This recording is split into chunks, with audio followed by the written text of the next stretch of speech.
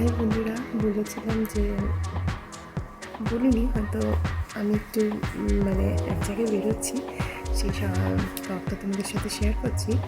তো কোথায় যাচ্ছি, কী করছি সবটাই দেখতে পাবো। আমার সঙ্গে কেমন টোটো করে চলেছি কোনো এক অজানা উদ্দেশ্যে। অজানা নয়, একটা জায়গায় যাওয়ার প্ল্যান আছে, কিন্তু দেখি মাঝপথে যদি প্ল্যান চেঞ্জ হয়ে যায়। যা ভেবেছি তাই।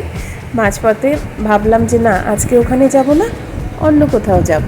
সেখানে যেতে তো আমার খুবই ভালো লাগে। তো যেই ভাবাকে এই কাজ, চলে এসেছি সেখানে।